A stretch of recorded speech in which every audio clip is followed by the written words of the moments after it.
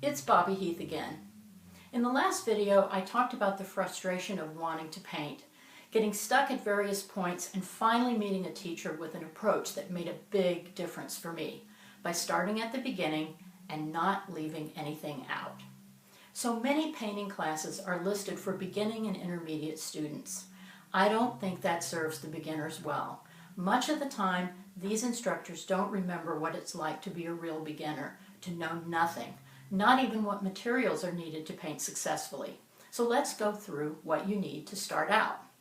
First, you need paint, but you don't need the big Crayola box of colors. That's expensive and it actually makes things harder. The best paintings are made with colors that work together, and the way to get those is to start with only a few colors and mix the others that you need. The colors to start with are the primaries: red, blue, and yellow. Here we have some red, blue, and yellow. And of course, you do need white. You may ask, why no black? Well, we really don't need it. We can mix a very dark color with the three primaries and it will work just fine.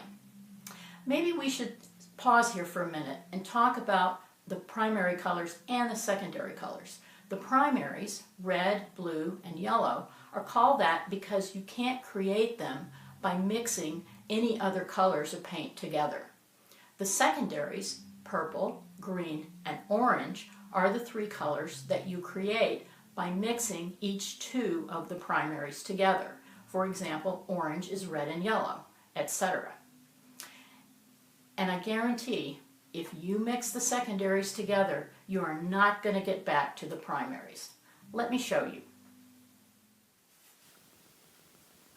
So here we have the red, yellow, blue, and white paint. First, I'll mix an orange. And you notice that between each time I grab some clean paint, I'm wiping the palette knife off with my paper towel.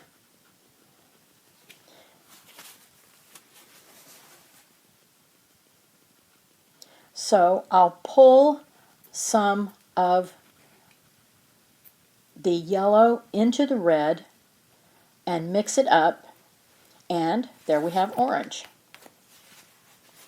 Next, I'll do the purple. So that means we need some red and some of the blue.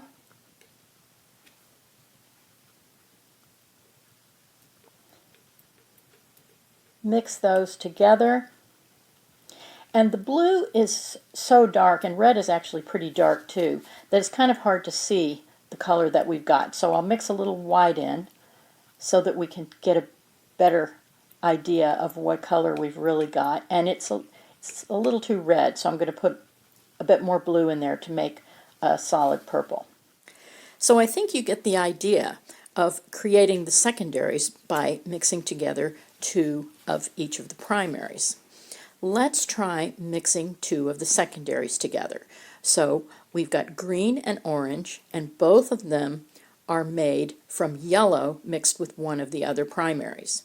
But you see, when we mix them together, we're not making yellow, we're basically making a brown. So I hope I've convinced you that you can't create the primary colors by mixing the secondary colors together. Okay, now back to supplies. Once we've got our paint, we need brushes. Oh, there are so many to choose from, and each has its own place and purpose. But to get started, a few medium-sized brushes are all we need. If you've painted before, you may have a preference for round versus flat. And flat just means that it's square on the end. Notice it's thin on one edge and thick on the other, so these are flats. I use flats mostly and rounds for detail or very small paintings. While brushes are often made from animal hair, synthetic, as these are, is more durable and much more reasonably priced. These are oil painting brushes, and they're long so that you can hold them like this, like you're conducting an orchestra, rather than like a pencil. And that lets you put your whole arm, or even your whole body, into the stroke. Paint out of the tube can be very thick and stiff, so we need a little solvent to get the paint to the right consistency for different parts of the process, and of course to clean our brushes with. For oil painting, we use mineral spirits. Hardware store mineral spirits are not suitable for this job, especially inside your house. Gamblin, who make paint, also make a solvent called Gamsol.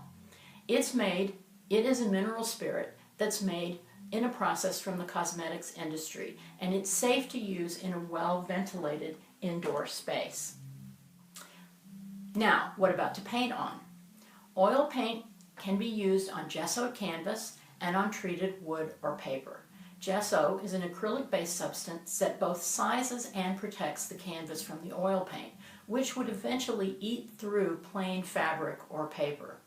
A cost-effective surface to learn on is one of the treated papers available in art supply stores, and you can take them to a board for painting.